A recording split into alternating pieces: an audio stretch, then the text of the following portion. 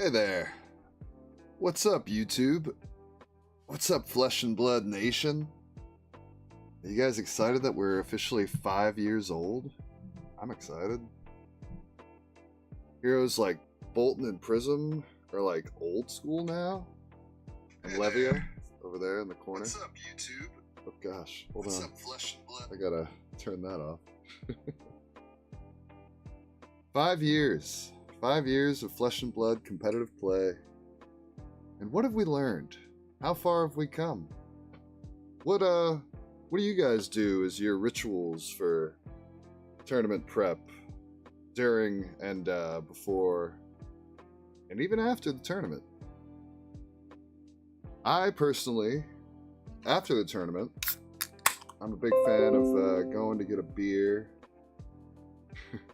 and dinner with my team and or my friends in case it's a tournament where the team didn't quite make it out. If it's just like a road to nationals that's local, you know, round up my favorite Flesh and Blood people and take them out and go, not necessarily take them out unless I won, and go enjoy a friendly dinner, you know?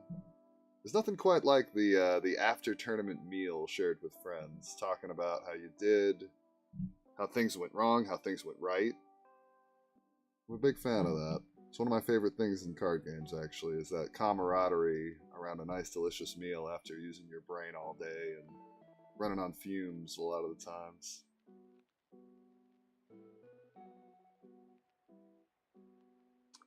But now, today, we'll be talking about tournament prep. About how to be good at a Flesh and Blood tournament before and after. Like, how to prep for a tournament inside of the event hall and outside of the event hall. There's certain things you got to do if you want to find success, and I've learned these things over time. A big thing is tournament prep in and out of the game. You know, it's not all about like how you play at the venue, which is a very important part of the puzzle, but it's all about how you prep in outside life too. So let's talk about it some. The night before. Don't stay up too late. If you're a drinker, don't drink too much. I bring this up because at the last ProQuest I played in, hold on a second. Let me log in because I don't believe I'm logged in. But I played in a ProQuest last weekend, this last Saturday, and it went well for me. But I was extremely hungover, to put it lightly. And I can't help but think that I probably could have done better if I hadn't been extremely hungover. Let's see, here we go. ProQuest invite tournament for Europe. Let me go ahead and bring it back so you guys can see it. Alright, it was a draft event.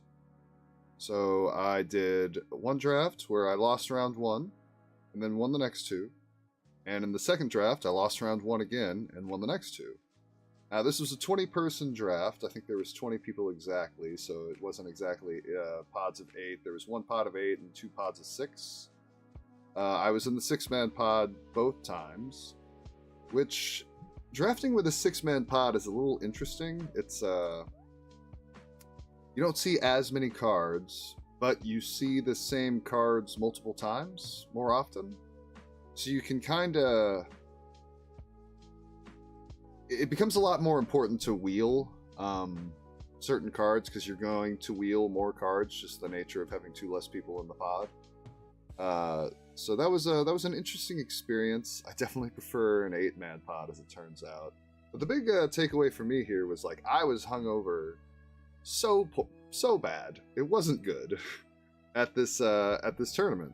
So not only did I not get enough sleep, but I drank too much the night before. So 2 things that I didn't take into consideration. Now, if you're not a drinker, then it's as simple as just like get a good night's rest. But I kind of shot myself in the foot. Now, I still top 8'd, as we see. And I won the first round of top 8 and then lost in the top 4. And Thomas is a friend of mine. He's a great player, so it's very nice. He went on to take down the whole thing. Very nice to see him punch his ticket. So I suppose realistically, I didn't do that bad with this, you know, giving myself a handicap unnecessarily. But, you know, don't stay up too late. Don't drink too much. And, yeah, it's kind of as simple as that. Maybe print out your deck list. Because you don't want to worry about that in the morning. Print out your list. Don't stress about it the next day. But more importantly, another thing that I didn't do for this ProQuest last weekend. The morning of, eat a big, let's go ahead and make it caps, eat a big breakfast. And I mean make it big. These ProQuests are not going to be quick. They're going to run like, mine started at noon, and I didn't get out of there until 9. Now, admittedly, you know, we had to draft 3 times, and I had to play in a top 8. Oh, and in this match against Chris Martin, this the first win in the top 8, I'd never had this happen before. We had a natural draw. It was Verdance versus Verdance, and he couldn't kill me, and or rather, he had like 2 cards left to my 2 cards, and I swung for 6, eating the last 2 cards. And then he's got a spell in his arsenal, but then I've still got Sanctuary. So, like, he couldn't kill me thanks to my Sanctuary. I couldn't kill him because I was out of threats. So we had a natural draw in the top 8. And it's like, what do you do in this situation? You can't draw in the top 8. Well, the judge told us, you shuffle your graveyard back into your deck and you start over. You just play another match. So, that was wild. I've never had that happen before in Flesh and Blood. Not at least at a competitive top 8 level where you actually have to replay the match instead of just having a natural draw. Pretty wild. I won the second time, which was funny because the first time it was like so down to the nitty gritty, while the second time I kind of ran away with it. Chris is a phenomenal player, as you can see. I took 3.3 off of him in this tournament. Made top 4, still lost 6 elo. It's the price of having a relatively high elo. It's not even that high. It's just relatively high. But yeah, so I didn't have a big breakfast. I didn't have breakfast at all, actually. And that was another mistake. You're going to be at these tournaments for a long time. And especially, like, if you're going to a calling or nationals or a pro tour, like, these tournaments are going to take a very large chunk of your day. And even outside of that, it's not a matter of it's like you're going to be there all day. It's going to be you're using your brain and a lot of energy all day. And come round 3, you're going to start to feel a little something something. Come round 6, if you haven't had a big breakfast, you're really going to like just be dying on the inside. So just fill yourself up. Whenever I do well at like callings and stuff, it's because I like just jam the freaking breakfast buffet at the hotel, or I go somewhere like in Amsterdam. There was this little coffee shop that I got breakfast from every morning. Like, you need some fuel in that tank if you're going to do well. Also, bring a snack. Bring like a granola bar, or really bring an apple. An apple, a banana, doesn't matter what it is. A sandwich even. Pull a Brody. A la Brody. You're gonna need something in the middle of this event. Like, if you make it to top 8, like, you need to recharge. And an apple has always been the best move for me. I whip an apple out of the bag and go crunch, crunch, crunch, and that crunch, it's something active to do with my mouth, and the juice and the sweetness, like, it gives you what you need to get through that top 8. Because if you make it to the top 8 and you're just running on fumes, you're just inviting yourself to make mistakes. Oh yeah, double check your bag. If you're going to a constructed event, make sure you've got your deck and sideboard options. Bring sideboard options, because that's going to move us on to the last minute. scout the room. What do I mean by this? When I say scout the room, I mean walk around that room. What's up, Sean? What's up, Josh? Walk around that room and look around. See what people are playing. Like, I always bring like 3 poppers. For the longest time it was Fyendal's Fighting Spirit. Now it's Battlefront Bastion. But it could be anything. But I always bring like 3 poppers with me to every ProQuest or Road to Nationals I go to. And like, while people are scrambling to fill out their deck lists last second, you know, and they usually have their whole deck just out in front of them, just like wander around the room, have a wandering eye, and see, are there 7 prisms here today? Am I surprised because there's 7 prisms? If there is, guess what? You need to go change your deck list and put those 3 poppers in the list, because otherwise you're going to be boned. Same thing with, like, say you walk around the room and you see 7 Kanos. Guess what? If you weren't running Spell Void or Null Ruin, whatever it may be, like, you probably need to go change your deck list just a little bit and get those cards in there. Like, you know, that's the advantage of playing a smaller event. You can just kind of scout the room a little bit just to cover your bases a little bit more. Whereas, like, at a calling, you can't really do that. So scout the room. Look for Kanos / prisms. And add in sideboard options. Last minute. I've done this. I've been at an event and realized there was a bunch of prisms, or realized there was a Kano, like a very good Kano player there. And it's like, all right, well, I wasn't running AB2, but now I'm going to. I wasn't running these 3 poppers, but now I'm going to. Like, it's just anything that can help you a little bit, you know? You might as well walk around the room and take a look. You've got the time to kill.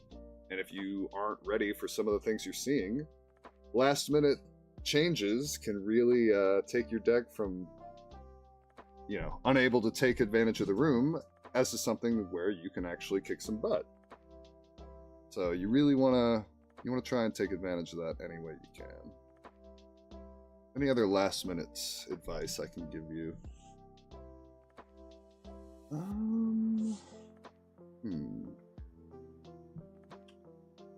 So we're scouting the room, we're looking for Kanos and prisms, just in case we need to make some slight changes.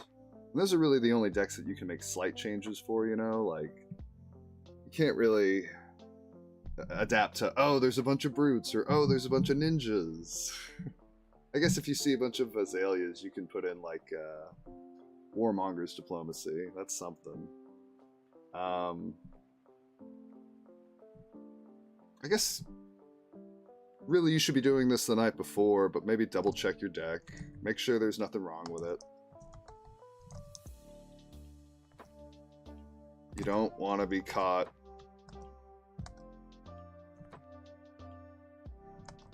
with extra cards you shouldn't have. Like, if you just have, say, the Armory last week, you were trying Erase Face in your deck, and then you ended up not wanting to run Erase Face. Well, if you kept those cards in your deck, you're in big trouble. You don't want to be caught with extra cards. I don't even want to say caught, because that sounds like you're cheating, but don't shoot yourself in the foot. How about that? Because, I mean, that's easy to do. I've been at tournaments and I've always caught it, but like I'll double check my deck list and realize like what's an experimental card I was trying in Azalea not too long ago? Scout the Periphery, or Ravenous Rabble actually is even better. I was rocking Ravenous Rabble again recently because Connor almost won that calling in Lyon. So, like, and I've decided I'm not too crazy about Ravenous Rabble, but say I forgot that I had been testing that, and I just leave it in the deck box, and then lo and behold, I get a deck check, and I've got these really good anti-Warmongers cards, and I happen to be sitting down across from a Zen. The judge is gonna not really believe me when I say, like, those aren't supposed to be in there, that's a mistake, because that's gonna look pretty fishy. And next up, it'll be during. Oh, I don't know why it says. Why don't? Hold on. During. I don't know how that happened. Oh, that wasn't me. Trust me, don't eat trash food the day before. Yeah. I'll go ahead and throw that in here. Don't eat a garbage meal the night before.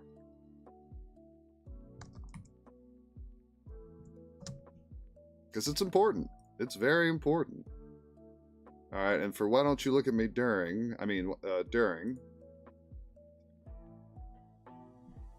practice your rituals. Or better yet, make some rituals. What do I mean by that? I like to go outside as often as possible. I'm constantly looking for an excuse to go outside and get a breath of fresh air, to go sit outside underneath a tree and just collect myself and think about the matches I've had and the matches I might see. I'm a huge fan of that. You gotta really practice your mental health during the tournament, because it can be stressful, especially if like you're like just barely squeaking by. You're like X2 and you have to stay X2 to top 8, you know, something like that.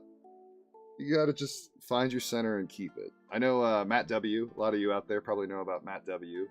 One of his rituals during is he doesn't like to talk about his record.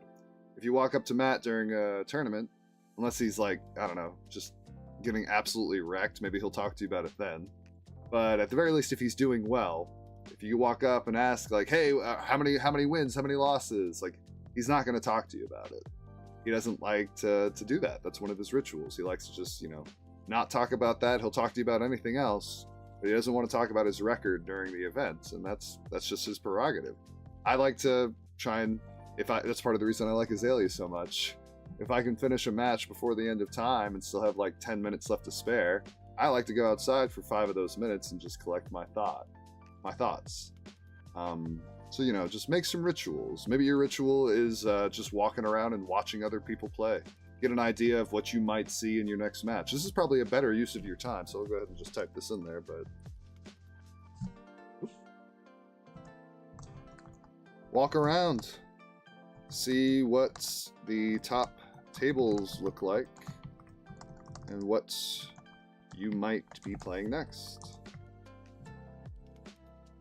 To say there's a Dash who's doing well. If there's a Dash who's playing at the top 8 table and you're creeping up to that table, well, let me tell you, it's really important to know if that Dash is a tree frog / slab dash, or is it just an aggro boost dash? It's very 2 different styles of play.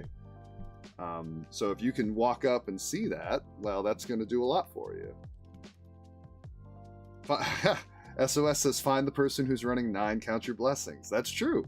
You might want to know that. So when you sit down against them, you can figure out like, I need to deal with this fatigue package. Like, I either need to kill them so fast that it's not worth it and it's not good, or I need to set up like a really good late game because this is going to go to second cycle, stuff like that.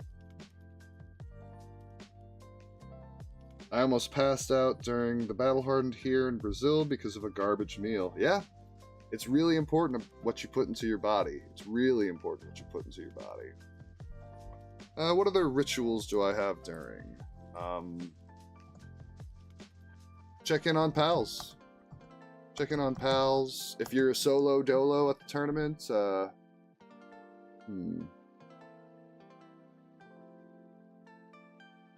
probably just goldfish. If you're solo, goldfish. Because goldfishing is going to help you randomize the deck. The worst thing that can happen is like a bad shuffle and like you sit down and all your blues are stuck together because you pitched them together in a previous match or something like that. So just, you know, goldfishing and like extra shuffling in between rounds is actually like a worthwhile thing to do with your time, you know.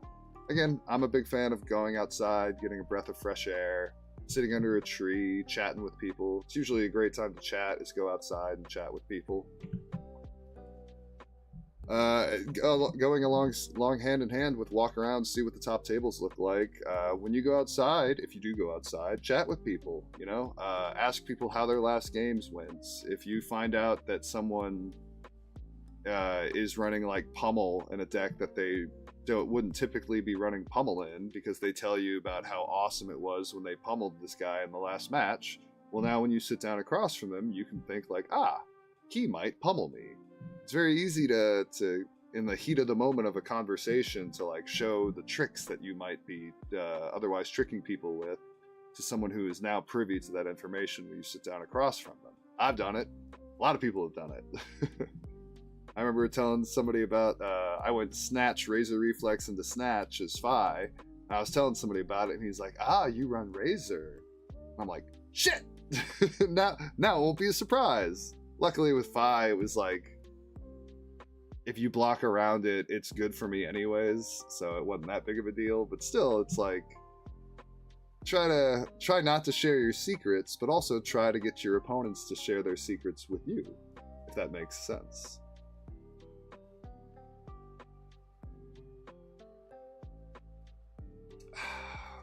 What are some other rituals? We're talking about, I'll throw it on here, but eat your snacks. Don't forget it. Because that's something I've done as well. I'll have an apple or a bag of nuts or a granola bar in my bag, and I'll be so absorbed in the gameplay that I never actually eat it. And then, like, the end of the day happens, and I'll have dropped one of the very last rounds, and as I'm unpacking my bag that night, it's like, oh, there's that apple that I could have eaten during the tournament to maybe give myself a little extra juice. But yeah. What else during?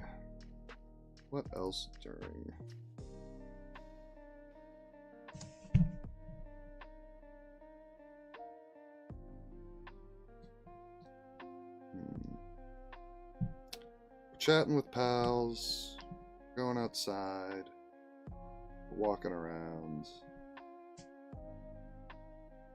Don't stress. This goes hand in hand with everything else we've been saying, but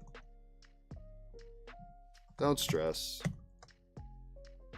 You're there to have fun after all. Find your center.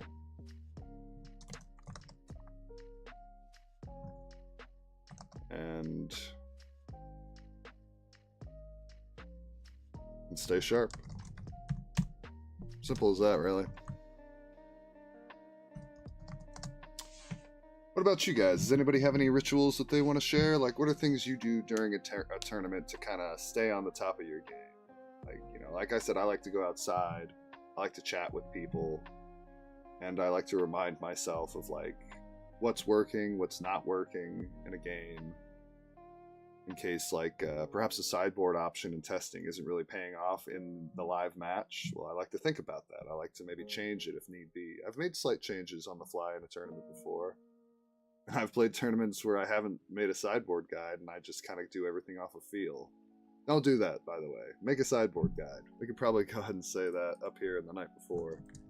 Make a sideboard guide. Because you don't want to be thinking about that. Like, if you memorize your sideboard guide, that's great. And typically that's what I do. But you don't want to have to, like, scramble your brain last second before a game. It's much easier just to pull it out and look at it and, like, actually know what you're doing. It's easy to, like, slip up, to forget, like, one of the cards that's supposed to come out or one of the cards that's supposed to go in. Like, I've done it off of memory, and then one of the, like drill shot's supposed to come out and a different arrow's supposed to come in, and, like, I will have put the arrow in, but then in the middle of the game I draw a drill shot, and I'm like, oh crap, I never took these out. So now you're running a 63 card deck.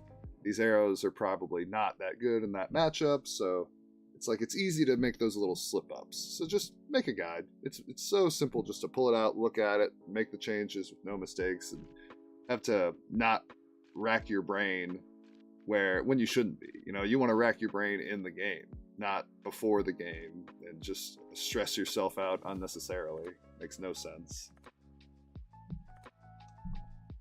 Use the bathroom before you leave to the event. Oh yeah, no. Wit Lucas. Let's go ahead and throw that into the before. The morning of, I guess. Not take. Make.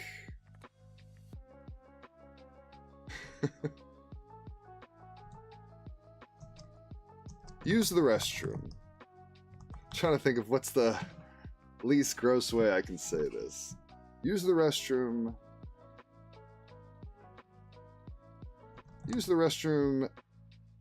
We'll just put it the way Wit put it. Use the restroom, especially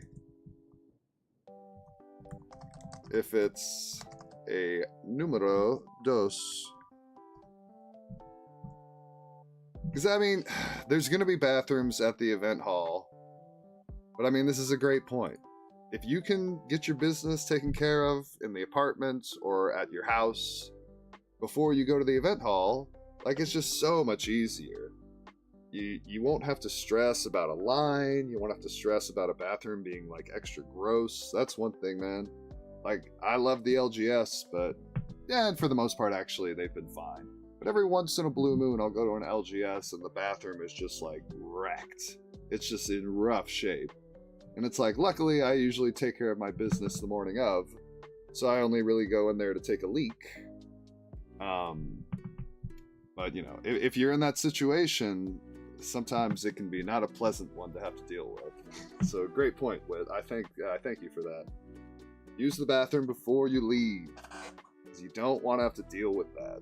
Especially if, like, it's the kind of thing where your matches are always, like, coming down to, like, not much time left on the clock. Like, because I don't know about you, but if I'm going to take care of business, I'm going to need more than a few minutes. And I guess I can throw that into during as well. Take pee-pee breaks. I'll go ahead and throw it here. I like to go, like, in between rounds or at the start of rounds, pull another Brody, call the judge at the start of a round and let him know you have to go to the restroom. Take pee-pee breaks.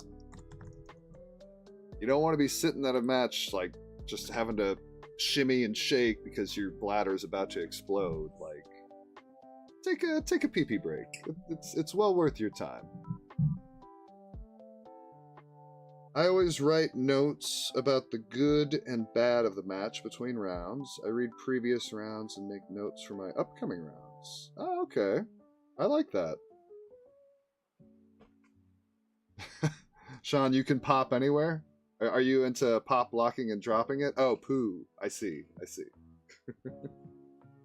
But I like that golf journey. I always write notes about the good and the bad. And between rounds, I read previous rounds and make notes for my upcoming rounds. That's great, actually. Let's see. That would be during. That's a good ritual. Maybe take notes. I don't really do this. I kind of do this internally. I think about all these things with my brain. But honestly, writing stuff down is, like, the best way to do it. Especially considering, like, Golf Journey said he can go back and, like, look at it before a match and, like, think about, like, this went wrong, like, in this round, so I need to make sure I, you know, don't let that happen in upcoming rounds, stuff like that. Maybe take notes. What went wrong? What went right? Review those notes in between rounds.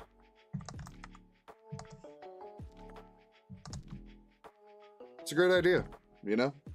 If something just kind of fizzled and didn't work the way you wanted it to in a game, well, you can write about that. Know in future matches, like, hey, this didn't work that time, might not work this time, or maybe I need to adjust the strategy to make it work this way this time, stuff like that.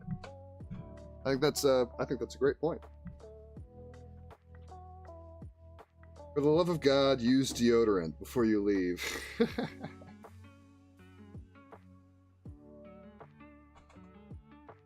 I think that also could be during.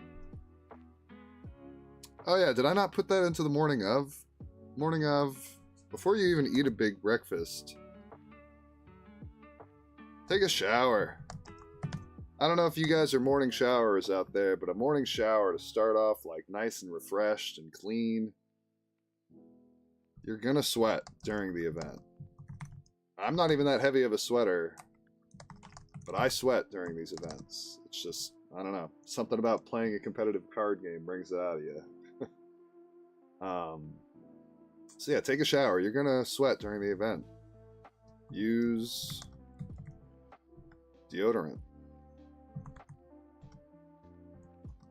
Floss and brush. All that jazz. It's just you don't want to attack your opponent with chemical warfare, you know? Like if you don't floss and brush the morning of, you might have some kick in breath. I don't know about you, but if I don't floss, it's not good. Like I can brush and it still sometimes will have this kick. It's like you got to floss and brush. And without the combo wombo, I can be a chemical weapon out there on the streets. So you want to do both. And I personally, as far as during, I bring a stick of deodorant in my bag. Reapply. Redo your deodorant.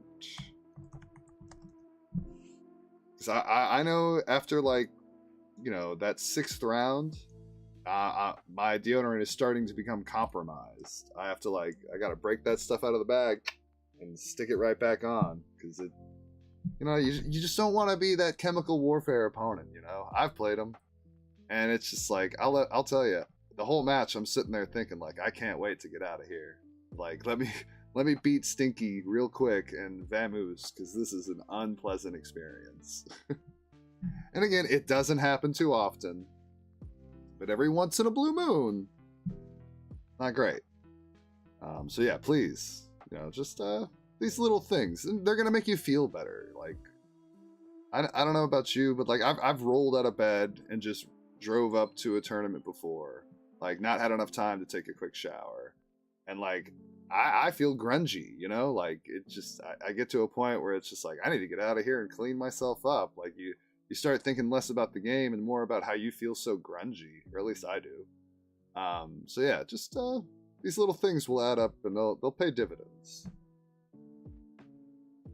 And let's talk about after. Win or lose, try to keep a good attitude. Because you are your attitude at the end of the day. If you win, nobody wants to see a guy who's like just being a clown about it, you know? Like, yeah, I'm the best, and all the rest of you guys suck. Admittedly, I don't think I've seen that before. I saw a guy who was running Cracked Bobble in his Katsu list back in the day, and he was a little too proud and willing to gloat about the fact that he was running a Cracked Bobble in Katsu and still, you know, and winning and top 8ing, and he lost in the top 8. I think I beat him actually with Prism, and I remember the room being pretty thrilled that Cracked Bobble in a constructed deck Katsu guy finally lost, you know? So it's just like, you know, try to practice a little humility in your victory. And if you lose, it's so much more important to keep that good attitude. You have to travel for these events, you know? Not always, but like this weekend, tomorrow, I'm having to travel to South Georgia because there's only one ProQuest, the one last weekend, that was close to me. Georgia kind of got boned on ProQuest this season. Now, admittedly, I feel like I shouldn't complain, because I always hear about people having a bad allotment of ProQuest options, and usually mine are great. This is kind of a first for me that they've been pretty sorry. But I've got to make quite a trek, quite a journey tomorrow and drive to get to that tournament. And if you lose at a ProQuest or a Road to Nationals or a Calling or a Battle Hardened, whatever it may be, if you don't have a good attitude and a good headspace about that loss, that drive home, that ride in the car home, that ride on a train home, whatever it may be that you're doing to get home, is going to be pretty miserable. Like, you don't want to be stuck in a head full of bad thoughts, thinking about mistakes, thinking about like what could have been. And you know, you can think about mistakes, you can think about what could have been with like a positive attitude. But if you're just like stuck in negativity and feeling down on yourself because like this didn't happen or this did happen because you wanted to win so bad, it's like that's not going to lead anywhere good. It's just going to make you feel like crap, and you're going to be trapped in a car with all those feelings and like negative thoughts the whole way home. Like, don't do that. If you lose, like, think about the places you can improve and be excited about, you know, the opportunity to improve and get better. Think about the places where you did have fun, where you had a cool moment with a friend or with an opponent, where like something exciting happened. Like I love that. Like my buddy Sean, whenever I play him at Armories, like we always have exciting moments in our matches where like he does something rad and like you know, like it's just, I don't know, I get excited to see him do the cool thing. Except for when he played Katsu and he would go like triple bonds. That was never that cool. But aside from that, like, just think about the good moments. Like, what were you excited about during that day? Like, and yeah, you know, just think about the positivity. Like this past event, I made top 4. I got a promo Auxilio. It looks really cool. It's very pretty. I actually gave it to a friend, so that was like kind of pleasant to think about on the car ride home. It's like, my top 4 got my friend his fancy version of his lightning hero. Like, that was a nice thought. I was excited to have made top 8. You know, a lot of people go and don't even make top 8. Like, it's a cool thing. Speaking of cool things, how about these promos lately? The promo at my Pro Quest was Ruin Rager Swarm, but it's like extended art rainbow foil Ruin Rager Swarm. And then like the Armory promos were like that Earth Reaction extended art rainbow foil. This month upcoming is I guess technically next month is it's like an Auxilio lightning card, Flittering Charge, I think it's called. Extended art rainbow foil. Like they've been knocking the promos out of the park lately, which is so sick. I'm very happy about that.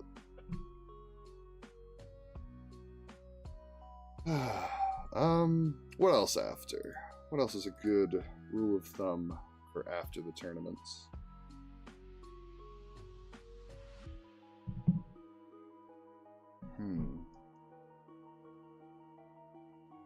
Oh. Go get dinner with friends. Or rather, try to get dinner with friends. I mentioned it earlier. Or at the very least, treat yourself. Maybe to like a little ice cream or something on the way home if you're feeling it. This event, I actually just shared a beer with a friend. It got out a little bit later, a little too late to get dinner, but like if you can, try to get dinner with friends, man. There's something about that after tournament meal shared with pals that's just excellent. It's so fun.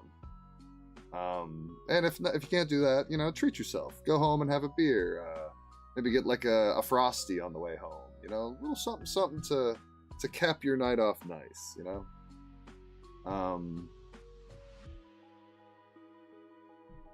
Leonardo, how can I focus on having fun if every time I sit down at the table to play and I play against an illusionist, I feel like I'm being robbed?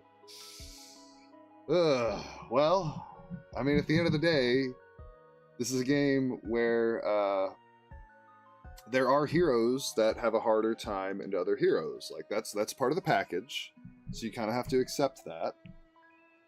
And admittedly, sitting down across from less so Prism, but at the very least Enigma. Enigma can make you feel like you didn't really have much of a game. I don't want to say she'll make you feel cheated. Is that was that your words? No, you feel like you were robbed. It's tough. Because, you know, you really just need to have your deck be constructed in such a way that you can adapt to the illusionist. You need to be able to counter what they're doing in one way or another. And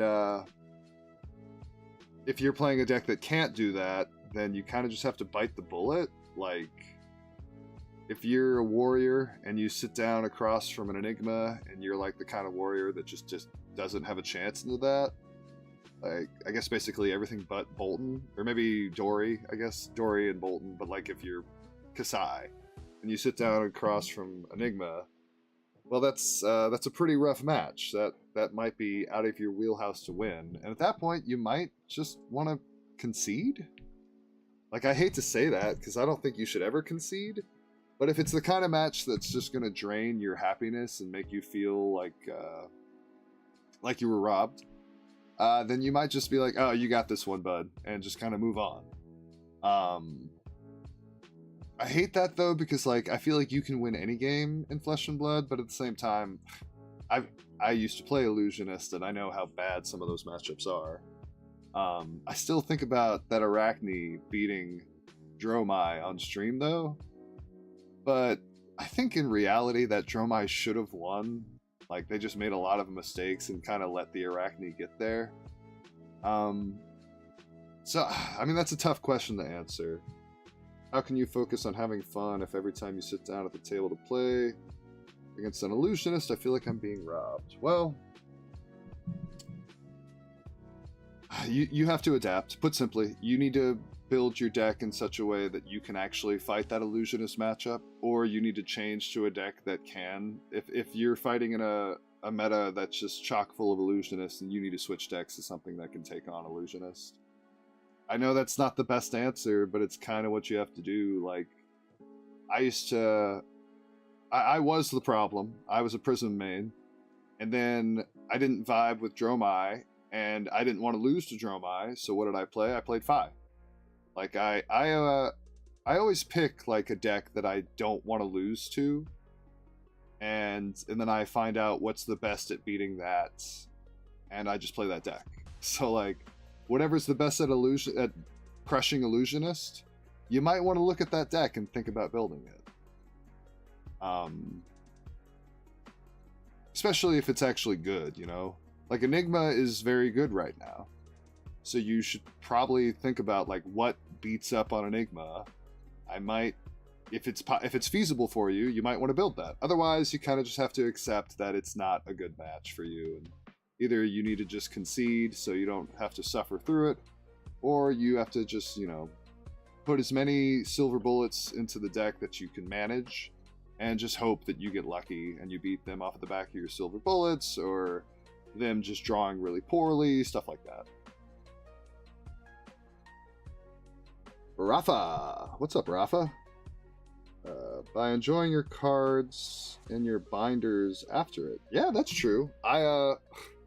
I'm horribly disorganized, so I have binders. I just haven't filled them with my fancy valuable cards yet, but I think that's fun. If it was a draft, I guess I should mention that. Post-draft, add to your binder. I drafted a So Under? Is that what it's called? The new... It's like a Earth Command and Conquer. I opened that at the last draft, and somebody told me it's worth like a pretty penny. I was like, oh, cool. I drafted it because it's a good Earth card. I didn't realize it was worth money. Post-draft, add to your binder.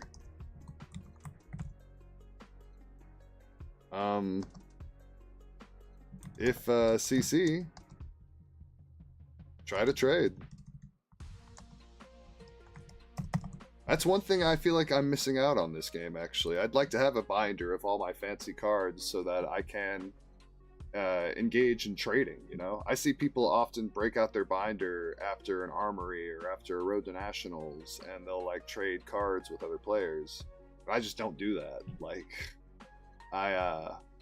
if I get, like, a cool promo at the event, like, I'll trade that. It's like, oh, you want to trade your promo for my promo? Cool, I'll do it. But I never trade like just regular cool cards for cool cards because I don't have a binder built. I should do that, honestly. That should be a project of mine. But yeah, that's something you can do. Even if you don't trade, you can just like look at your binder and be like, look at the kingdom I've built. But yeah, and I especially I think trading. There's a lot of fun to be had in trading. I used to love doing it back in the day with Pokemon, so I feel like I would love it now.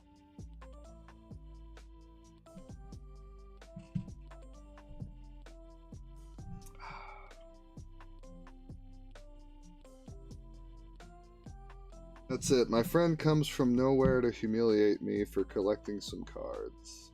I'm not sure what you're referring to there, Leonardo. What if I don't know what the hero does in the game? Okay, yeah. I like that. So during,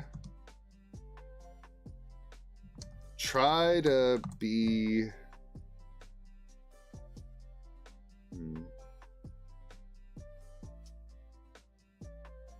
Maybe not try. Know what your hero is trying to do in a match, as well as what your opponent's hero is trying to do in a match. I guess I could just say do, since we've already said in a match earlier. Yeah. It's very important to know, like, what is your goal? Like, not your goal, but what is your strategy to get there, you know? Like, what is your hero trying to actually do in a matchup? What is your opponent's hero actually trying to do in a matchup? We'll take Slapdash, for example. Slapdash is trying to block effectively, build their board state, and, like, every once in a while throw, like, a Command and Conquer or like a boost attack. They're probably not even boosting those, so they're really just trying to block and build their board state. Well, if you know that, like, I've sat down across from a dash and not known what kind it was until they flipped over their armor, and once they flipped over their armor, I figured it out, and it's like, all right, cool, I know what you're trying to do. You're trying to build a board state and, like, block effectively and basically get to an end game where you can dump out so much damage off of 2 blues that, like, I'm never going to be able to keep up. So what do I do in that situation? I step on the gas. I step on the fucking gas. That's what I do. I think this was as Azalea. But it's like, you know, as Azalea, I sometimes like to pitch Bolton Shots and Rain Razors and, like, 1 Codex to the bottom. Because a Bolton Shot with a Rain Razors and a Codex of Frailty is a really nasty late game turn. Like, you could pop the heck off in the late game with those 4 cards. Typically, you want to have 1 Bolton Shot in Arsenal, a pitch card, another Bolton Shot in the hand, Rain Razors, and the Codex. Because, you know, you go Bolton Shot, rain it, load another Bolton, fire it, Codex, grab Endless Arrow. You still have snaps, snap that, then bullseye, fire it. Like, you can make a Rain Razors come in for 8 in the late game, which is insane. On top of all the other arrows, you know. But against that Slapdash, I realized right away, like, I'm not getting to the late game, and if I do, I'm probably going to lose. So it's like, smoke him if you got him territory. It's like, we're not pitching this Rain Razors to the bottom. We're not pitching this Codex of Frailty to the bottom. We're playing it, and we are extracting value as quickly as humanly possible, because I cannot let this dash build their engine. Like, understand what your hero is trying to do in a matchup, and understand what your opponent's hero is trying to do in a matchup. It's very, very, very important. And sometimes you're not going to know. And that's where, like, it pays to have friends. Like, I'll walk up to a friend before a match, like, hey, I think there's a good chance I'm going to be playing Viscerai next round. Like, what am I trying to do into Viscerai? Stuff like that. Like, if you have a friend who's maybe a little more knowledgeable, ask them. Because, like, the worst thing you can do is, a buddy of mine, I brought him to play Fi at I think it was a Road to Nationals a while back, and there was a bunch of Dromais in the room. I'm like, you've got it. 5 crushes Dromai. And, like, he lost to a Dromai in round 1. I'm like, what happened?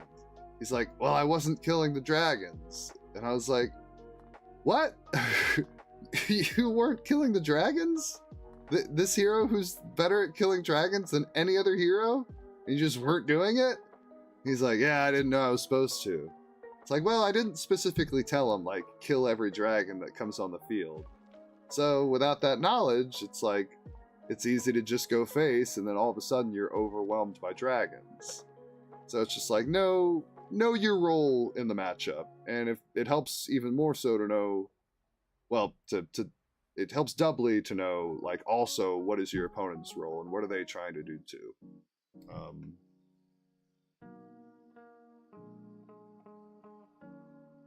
That's great advice. Thank you for that, Sean.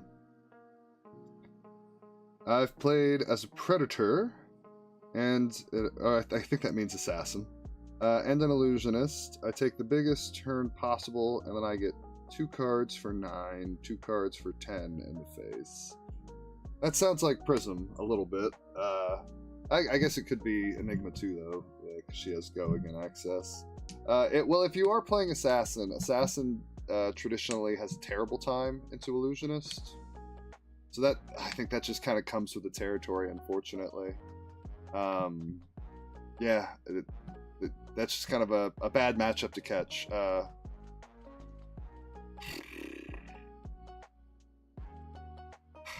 I mean, does New have an okay time into illusionist? I don't even know.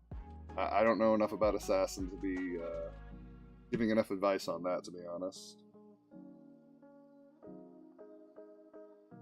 Predator of illusionist. Oh. So you were playing something that beats up on illusionist and still lost. Well, that's just bad luck. That's going to happen sometimes. If you're the favored into illusionist, sometimes that's just the nature of illusionists. They're very tricky. They can adapt in ways that kind of lets them still beat their bad matchups. It's something about illusionists that a lot of people probably hate. Like the heroes that are bad into illusionists have like very few options to try and deal with them, but illusionists have a ton of options to deal with their bad matchups. It's like, I don't know. Blame James White. He loves illusionists, I guess. And he also probably apparently loves ruined blades and ninjas too. Whatever flavor of the week it is. Zen and Fi can put her in her place. Absolutely. I've started looking at Fi recently, and I haven't looked at Fi in a serious way in a long time. And he just lost Art of War, so it's like, how in the world am I looking at Fi again? But apparently Fi is the best at beating Enigma. I don't know exactly how true that is, but it makes a lot of sense to me. Like, Count Your Blessings Enigma is probably a nightmare for a lot of decks to deal with, but Fi don't run out of gas, baby. Those Phoenix Flames and Searing Emberblade are endless. I will swing Phoenix Flame, Emberblade, Phoenix Flame for 2 until the cows come home. You best believe I'm going to keep some 0-for-1 blues in there too, just to make it a little bit more annoying.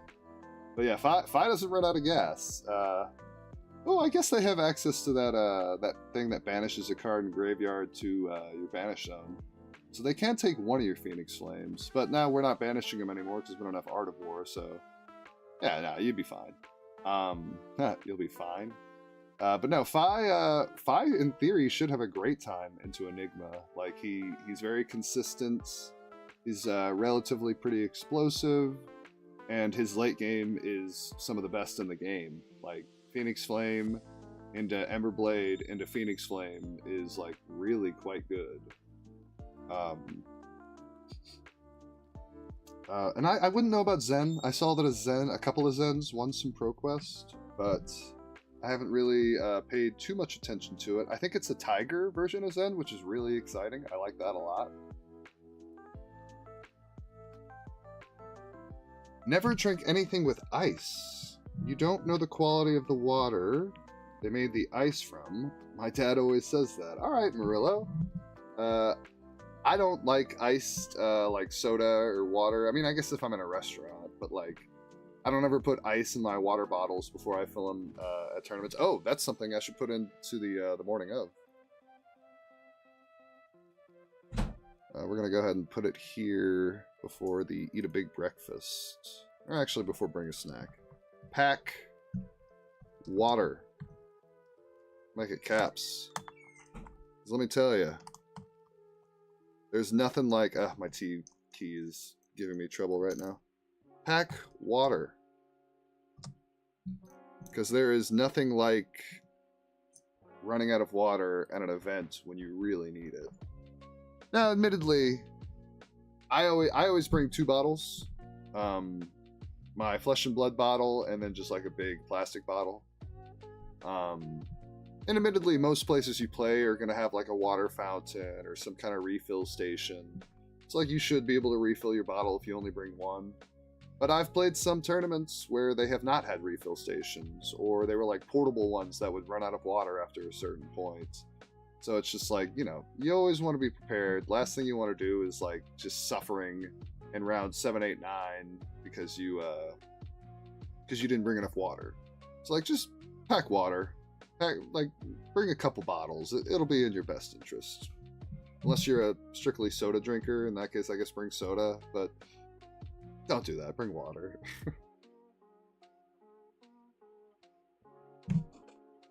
And I guess Murillo could be right about like don't trust the ice. I haven't personally had an issue with bad ice before, but that's reasonable.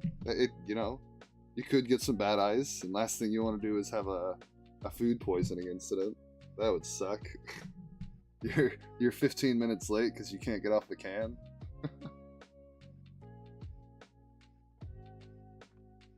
I was saying that Rafa Master, my friend, appeared out of nowhere just to make fun of me because they... Oh, I see. Because I only collect and don't play. That's pretty funny. But hey, you know, the collectors have it pretty sweet, you know? You never have to suffer through the heartache of a loss right before a big win. I was so pumped at that last ProQuest last weekend, aside from the fact that I was dying from my hangover. But like, you know, top 4, I'm like, oh, 1 more win, and I've got a shot at going to London, getting this gold foil. Lost in top 4.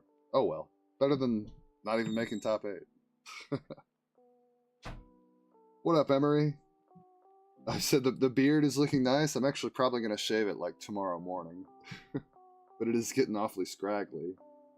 It's for No Shave November. I'm getting a head start.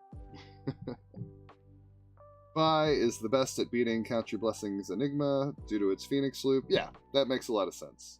I mean, I used to crack the Phoenix Loop out against Oldham, you know? I imagine if it was good against Oldham, probably be even... Oh, yeah, because it's like, shoot. Part of the reason the Phoenix Loop was good against Oldham is because the second one comes in for 2 off of Shuko, which means it can't be prevented, and that was mostly for Crown of Seeds / Oldham's hero ability. But Enigma doesn't have Crown of Seeds, and she doesn't have Oldham's hero ability. All she can do is make shields, which will all die to that Phoenix Flame if she doesn't respect it. And then the sword is going to be really hard to deal with too. Yeah, now that Phoenix late game engine sounds phenomenal into Enigma. It's like playing... Oh, there you go, you even said it. It's like playing into Fatigue Oldham, except they have less powerful early to mid game. Oh yeah, that's true. They won't be swinging like Oak and Old at you in the early game. Probably going to be like kind of schmedium, actually. And then you can just bash through all their ward. Yeah. You don't care so much about disruption, especially if you play in such a way where like you never actually set up an arsenal. Yeah, it's pretty good. I like that. What else can we do after? Win or lose, try to keep a good attitude, try to get dinner with friends, or at the very least treat yourself. Post-draft, add to your binder. FCC, try to trade. I think this is all good advice. What are other things you can do after?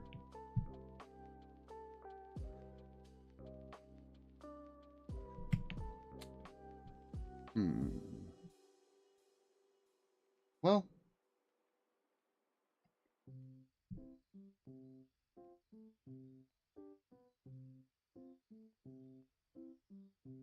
I've been chatting with people all day, so you don't exactly have to mingle, you know, you say your farewells. I guess that's mostly it, you know. The big thing is try to keep a good attitude and enjoy, you know, spending time with your pals if you have the luxury to do so. But yeah, you know, it's really just the headspace. You know, you don't wanna get into a funk. Last thing you want to do is like go home and go to bed angry because something didn't go your way. Like, just accept the bad and relish the good, and just be more than willing to, you know, put things away and go to bed and move on from it the next day. You know. Now, if you win, then, you know, go home and revel in that victory, and maybe tomorrow chat with your pals about it, or a family member. Call your mom and be like, hey, Mom, I won the thing. And your mom will probably be like, that's great. How much did you win? Because parents only ever care about the monetary side. I don't know. It's just keep a good headspace. That's everything in life. Like, try to be your best, and when stuff doesn't go your way, then let it be like water off a duck's back. Just continue to be your best, because that's what draws people to people. You know, you want to be a pleasant person to be around. You want to be not too down in the dumps. You know, like, and I get it. Sometimes shitty things happen. You know, like maybe a judge call doesn't go your way, and it's like, it's something that's ludicrous and shouldn't have happened. Like, well, sorry, but that's out of your hands. It's like, you couldn't control it then, you can't control it after. You gotta just let it go. And that's hard. I've been pissed off by stuff like that before, and you want to be angry about it because you feel like you're justified to be angry about it, and maybe you are.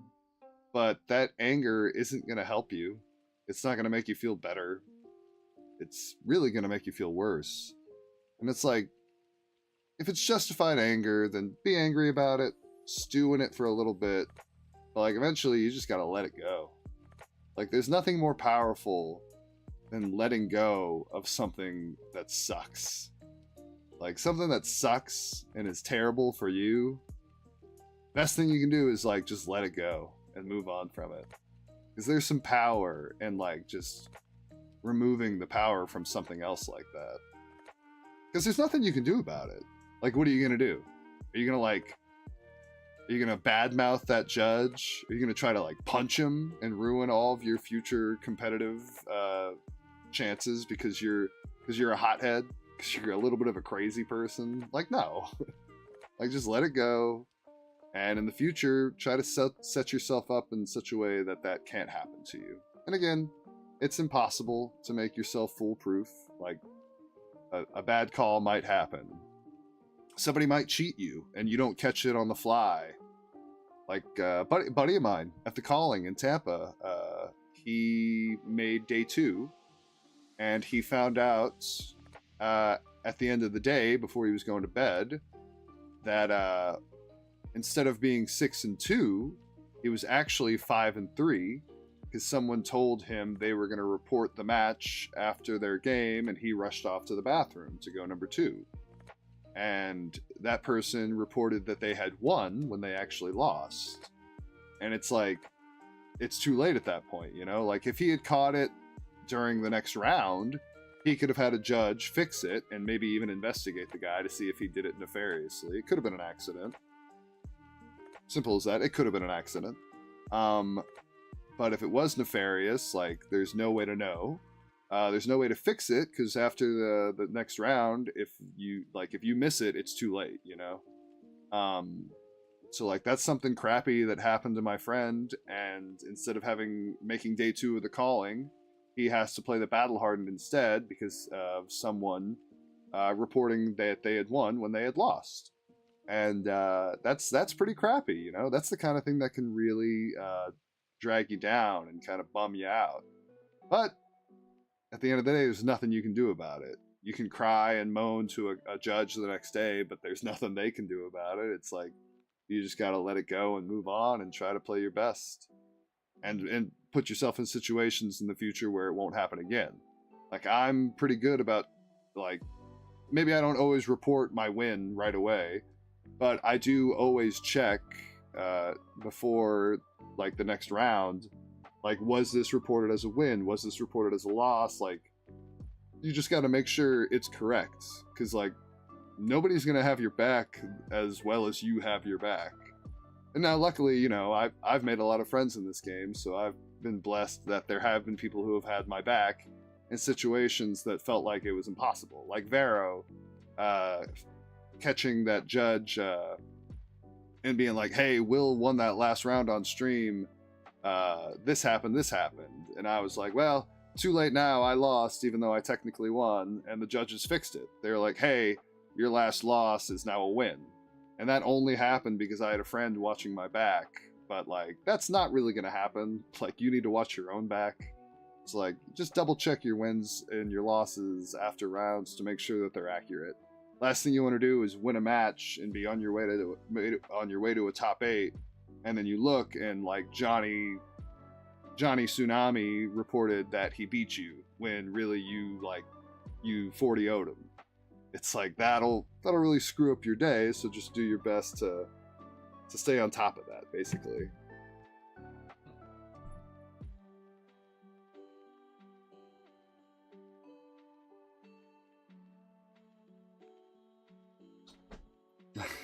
That's right. You get to tell them you won at least $400. Or if you keep it sealed, even more money than that. But yeah, just do your best to keep a good headspace, get a good night's rest, eat a big breakfast, bring a water bottle, use the bathroom, take a shower, bring an extra stick of deodorant. Like, just all these things, they add up. Because, I mean, the times where I haven't had an extra stick of deodorant on me, I'll be sitting down in the middle of a match thinking like, do I stink? Am I giving my opponent a terrible experience because I'm stinky? And it's like, but if I have a stick of deodorant in my bag and I just put it right on there, then all I'm thinking about is the game. All I'm thinking about is how I'm going to kick this guy's butt or this girl's butt. They're going down. No secondary distracting thoughts, just me and my cards and the game of flesh and blood. Alrighty then. Well, I'd like to throw it out there one more time. It's actually going to be a relatively quick stream for me tonight because I have to get up very early tomorrow. And I'm trying to keep my energy nice and high. So we're probably going to wrap it up pretty soon here. But I'd like to throw it out there. Is there anything you guys like to do after competitive events or anything that you like to do during that you'd like to share about? I'd love to hear about it. I definitely am a big fan of a nice cold brew or a milkshake. That's the big thing that we used to do. We got to do it again in Japan if we can. Hey, anybody going to Osaka? I hope to see you there. God, Japan, that's going to be so exciting. I've never been to Japan before, so I'm pretty darn excited about it. But the big thing the card guys used to do was we'd go to like a big dinner, usually sometimes a big steak dinner, or like Korean barbecue or hot pot. And, you know, we'd go and just eat so much delicious food and gorge like we were kings of the old world. And without fail, I guess this all started with the Hong Kong crew maybe in France, I'm not sure, but we had like this huge meal, and like on the walk back to the hotel room, it's like, I know we just ate like more meat and bread and cheese than a man eats in like a week. But do you guys want to go get milkshakes? And without fail, we would go again, baby, and go get milkshakes. And they were the sweetest milkshakes you could ever drink. Just delicious. That's a pretty sweet ritual right there. Milkshakes with friends after dinner, after the tournament. God, hopefully we can do that in Japan. Eat like a bunch of sushi or a bunch of I don't even know what I'm gonna eat in Japan. I want to eat a ton of sushi because I know it's gonna be good, but like, what else should I eat? I don't know. Oh wait, I'm gonna go to Kobe. I'm gonna have some Kobe beef. I know that's for sure. But hopefully we can find like a little ice cream stand or a milkshake place and just gorge to our heart's content. Oh yeah, Hal knows. Emery knows all about it. The post-event milkshake is delicious. It's so good. definitely be doing in Portland. Yeah, I'll be in Portland as well. I'm excited for that. That's gonna be fun. What other post-event things are really fun to do?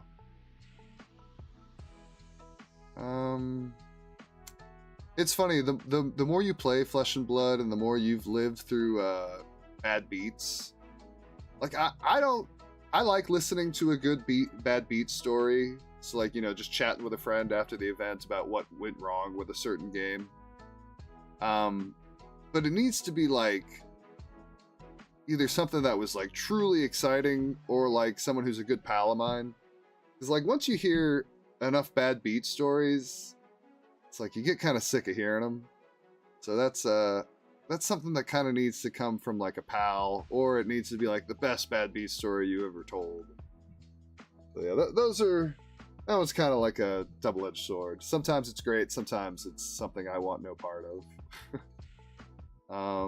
But yeah, you know, just all these things. You got to take care of yourself in the game and out of the game.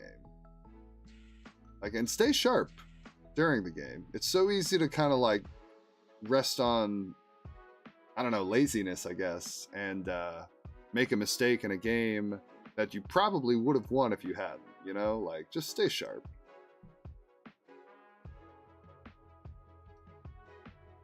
And yeah, as far as what I'm going to be playing this weekend, I'll be playing Azalea. Enigma is a great choice. Next weekend, the new Dash is legal. So all you mechanologist heads out there, get ready to play Dio, because Dio is about to be insane. But yeah, if I see you this weekend, please come say hello. I'll do my best to kick your butt. I hope you do the same to me. And I'll be on Azalea. I think she's still a very good choice. I think there are maybe some slightly better choices, but as far as personal preference goes, she's top of the list for me. But yeah, that's gonna do it for me tonight. Relatively short stream tonight, but I got to get some sleep tonight, and I got to get up early and play this Pro Quest. But I wish you all the best of luck in your Pro Quest out there, and I hope to see everybody in Worlds. Let's have fun in Japan, everybody. But that's going to be it for me tonight. Thank you guys so much for watching. Have a great rest of your evening or morning, and I'll see you later. Peace out.